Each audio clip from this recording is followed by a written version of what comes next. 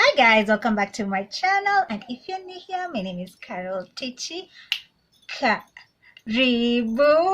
Hey. In today's video, I'm going to give you guys 6 natural hair mistakes that I regret doing. Now,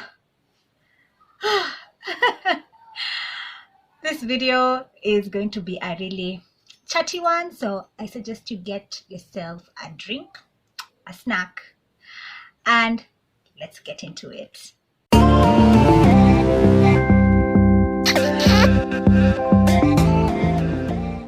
The first mistake that I regret is not enjoying my hair when it was short. Now, I never enjoyed my hair when it was short. I was just thinking and contemplating how I'll get my hair longer, and I really never enjoyed my hair when it was short, when it was a TWA, a teeny weeny afro. Now, I kind of regret it because I never really took photos when my hair was short, and now I kind of regret that because I would have loved to see, like, have a capsule of how my hair grew from the big chop to now. A little backstory of my hair: I did transition for like around 8 months. So this is from 2011 to 2012, and then I did the big chop in April of 2012. That usually marks my nappy anniversary.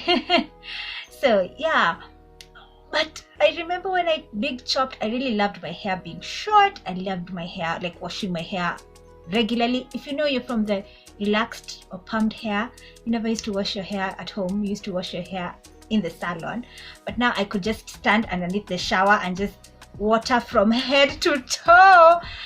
But the thing is, I never really enjoyed my hair when it was short, or I really never took photos or accessorized. You know how when your hair is teeny weeny, if you're starting out as a naturalista and your hair is teeny weeny, just accessorize with cute accessories. That is the time to go accessory shopping, because your hair is tiny. There's nothing much you can do other than accessorize, and that will get, if you're feeling, oh, my hair is short, that will get you through the teeny weeny phase. So that's a tip for you. But for me, I never even have, I have like 1 or 2 photos. I'll try and insert the photos as we go so that you can see where I'm coming from. But yes, I never really enjoyed my hair when it was short, and that is one of my biggest regrets, because right now when my hair is long, I'm really craving like a bob look or a tapered cut, or just an afro basically, so a tiny afro. So yeah, I can still achieve it with shrinkage, but you get what I mean. When you're a new natural, just want to get the length and forget to enjoy your journey. So my advice to you would be, enjoy your journey. So the second mistake that I regret taking is, or doing, is parting my hair in the same spot. Like for me right now, if I do this, you can see like my hairline on this side is kind of sparse compared to this side, and it's because I used to part my hair on this side a lot like, and this is what we call mechanical damage, like damage that you inflict on yourself when you are styling or manipulating your hair. So I experienced mechanical damage, self-inflicting mechanical damage, by parting my hair on this side and not like really switching it up. So if you've noticed, of late I've been switching it up. I've been parting on this side. And also a key tip is not really part, but do like this, like flat twist, braid. Just don't do like the part, as in you improvise with something like this, so that you give your hair, like the sections, a rest. And that's one of the things that I regret, because now one side of my hairline is kind of sparse, and I have to give it some time for it to grow. But you've seen me do scalp massages here and there almost every time I start my tutorials. So yes, that is one of the ways that I'm trying to regrow my sparse out hairline, like the sections. But yeah, that is a tip. You can even style your hair without parting completely. You don't have to. And also not doing like another form of mechanical damage is like pulling your hair slick back. Just leaving your hair be, letting it be, fall the way it falls, is the best route, according to me, if you want to take my advice. Now, the third mistake that I regret doing is not protecting my hair at night. Now, this happened during the first year of me being natural after the big chop. Now, I was so happy that I can stand under the shower, I can wash my hair literally almost every day, but I used to do it like 3 times a week. Yes, it was crazy. I really enjoyed like stepping into the shower, like it felt really good. And at that time my wash days were like less than an hour long. So yeah, that was one of the perks of having short hair. So with that came this carefree, filanga free feeling that I just didn't care about. I didn't have any worry, I didn't care about anything, and that meant going to bed just like that, filanga free. So that eventually caught up with me. I started feeling like my ends are dry, they're brittle, they're frizzy, they didn't cooperate with the rest of my hair. So I was like, what's going on? And that time I was a newly natural. I was like, why is my hair behaving like this? Until I came to realize that it's me who's not taking care of my hair. Coming from a relaxed hair, I used to wrap my hair at night, but now I was like, so I can just sleep. In the morning I'll just spritz with water and voila. But yeah, so that prompted me to make my own satin bonnet, and that gave birth to my brand, Apparel&Accessories Ke. Started out by making satin bonnets, and I had to name them because my sister told me I have to give it a name. So I thought, when I started wearing my bonnet, my naps were happy. So I was like, nappy happy satin bonnets, and that gave birth to the nappy happy satin bonnet. And also nappy head satin pillowcases.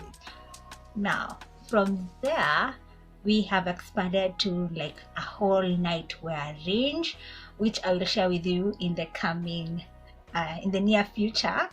But today, I want to show you guys actually you've been seeing them in almost every tutorial. You see me wear a bonnet, you see me remove a bonnet here, you see. So yes, those are my bonnets that I designed and stitched them. And yeah, guess what? I'm announcing the nappy happy satin bonnet as being part of the giveaway. Now I will be giving out 2 sizes, the standard size and the large size, and an additional pillowcase. So if you'd like that, then make sure you enter my giveaway, yeah, because you will have a standard one for when your hair is like this, and a large one when you have like a protective style like braids, twists, and then you'll have your satin pillowcase for your face. Don't think that if you have a pillowcase you can't use bonnet, because you don't want product from your hair transferring to your pillowcase and then to your face, causing your face to break out. So a pillowcase is not a substitute. It can just work when it's an emergency, like if your bonnet slips out, but use both of them, and that's why both are in the giveaway.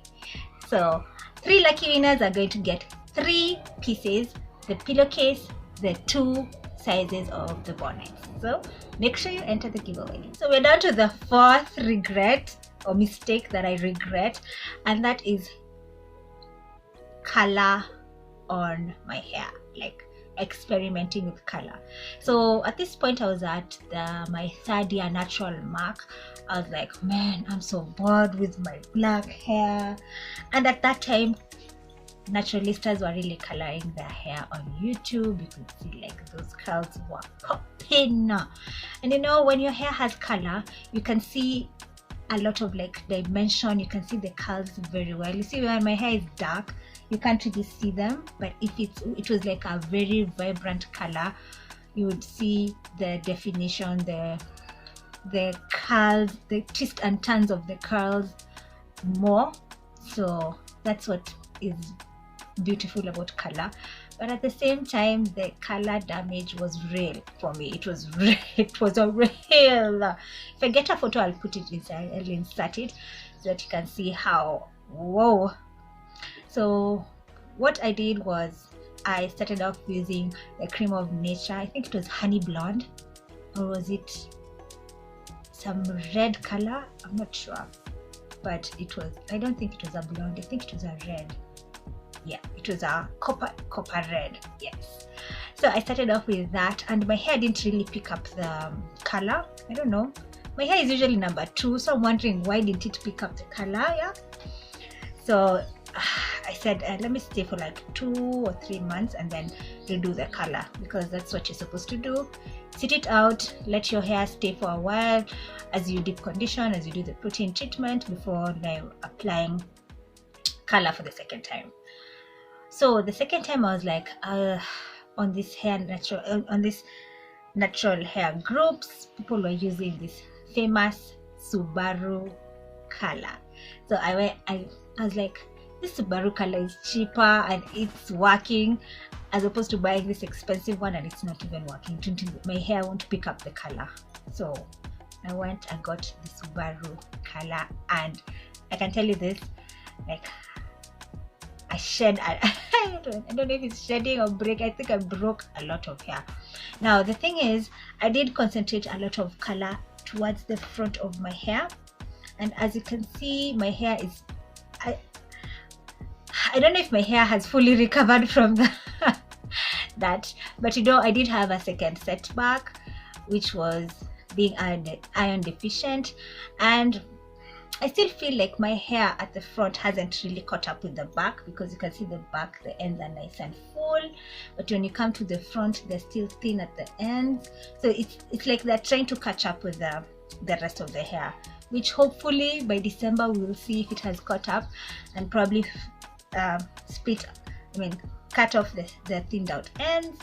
But that's what I'm working with. So I concentrated most of the color on the top half of my hair, and the damage was real. I'll try and look for photos and insert here and there in the video. But yeah, so experimenting with color, I would just advise you to just do it professionally if you really want to do it. But color damage is a really slow, and it's gradual, and it's very slow process. It doesn't happen overnight that your hair, unless you did a Subaru like me, it doesn't happen overnight that you lose your hair or you start seeing the effects of color. But color does make your hair dry, it messes up your porosity, and you do start seeing like your ends are thinning out compared to your roots. And you won't see it at first. At first you just know like the thickness is real, but when your hair starts growing out, that's when you'll see the difference. Like, yo, my hair is thicker at the roots, the ends are not as thick. Also, what you start having to work with is the line of demarcation, where the colored hair meets your new growth.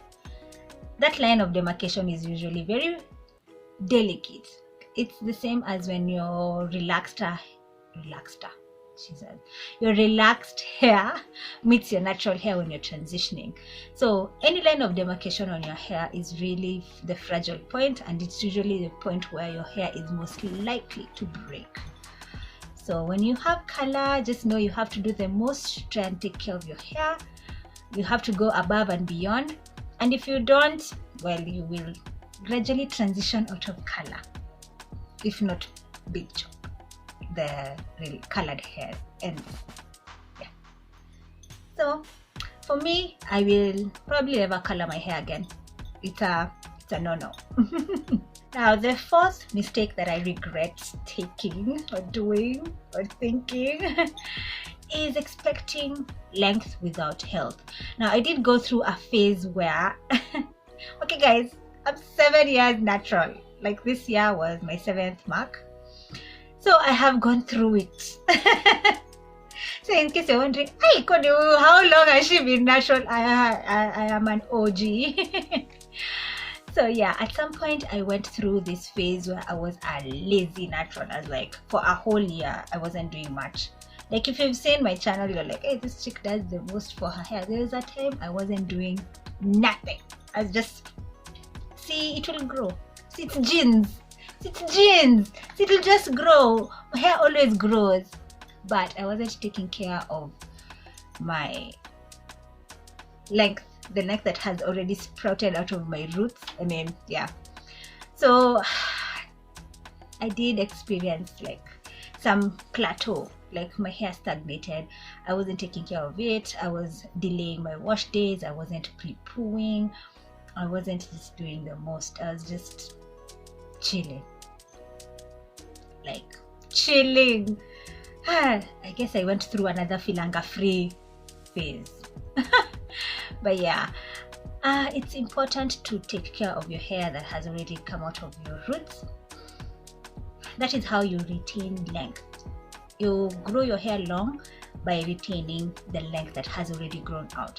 Your hair will always grow unless you have some pending medical issue or you're taking some form of medicine that is causing your hair not to grow, or going through some hormonal imbalance issue. But other than that, your hair will grow.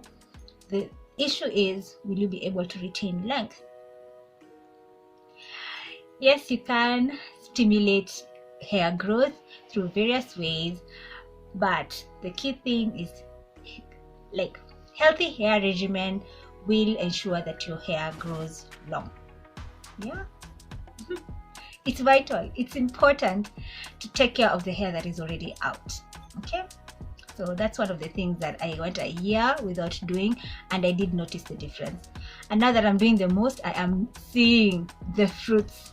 So yeah, that is one mistake that, a whole year of no length retention.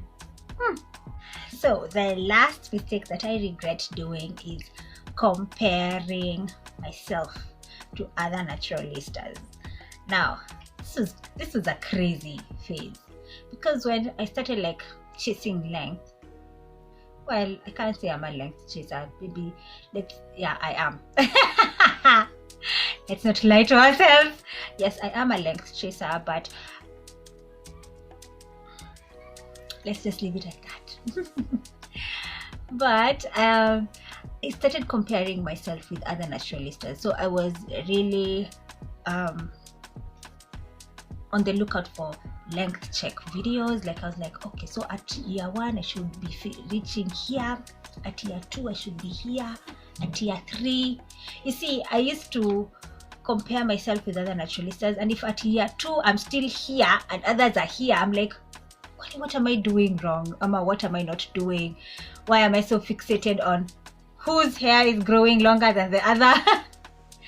That's one of the mistakes that we naturalistas do, be it, why is my texture not different from the other person's texture? Why is my volume not the same as this other person's volume?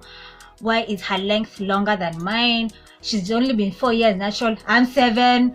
As it's just like, she's been natural for just 2 years and I'm 7, I am 10. And you see, like, it's a journey. When they say it's a journey, it is.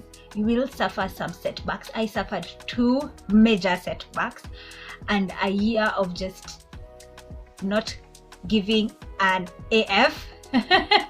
So yeah, it is a journey and it's unique to every individual. There's someone who is low, super low maintenance, no experimenting, no playing with their hair, just keeping it in a bun, or when it's coming out for like a week and back into a protective style. Some people put it in a wig, and that's how they retain a lot of length. While if you like playing with your hair, doing different hairstyles, then you don't expect to retain a lot of length compared to that person. So don't compare yourself. If you like experimenting with different hairstyles, that's fine. Just know that at some point you'll need to protect your style, and at some point you need to keep those ends away, as well as you can have fun. So for me, I love experimenting. You've seen, like, when I finished my challenge, I've been playing around with my hair, but at the same time I have been keeping it tucked away throughout the whole week. I'm probably playing around with it during the weekends. So it's not like a constant thing that my hair is out, but it's in a flat twist out, or it's in wash and go. No, I do equal measure. I do balance it out, because I wouldn't want to be keeping my hair inside a wig for a long time. I want to rock my natural hair. So yeah, guys, these are my natural hair regrets. I'm pretty sure you've gone through some of yours. I wasn't a product junkie, but what I'd say as a bonus point is that in my 7-year natural years, I haven't really known my Holy Grail products, and from now till December, that is my plan, to find my Holy Grail. Like, if I want a flat twist out, this product won't fail me. If I want a wash and go, this product won't fail me. If I want to have that locked down, because as a hair blogger, you know, I've been a consumer for a long time, and now that I'm on the other side of creating the videos, because I've been consuming the YouTube videos, I see how it's so easy to get into that rut where you have a lot of products to use and you really don't have your Holy Grail. So I am consciously, intentionally looking for my Holy Grail products, and hopefully by December I'll be able to share with you my Holy Grails and the ones that will not fail me. So I do suggest that you do that as well. If you're trying out a new product, if it's not working for you, find out why. If it's working for you, keep it aside, say this works for me, this doesn't fail me.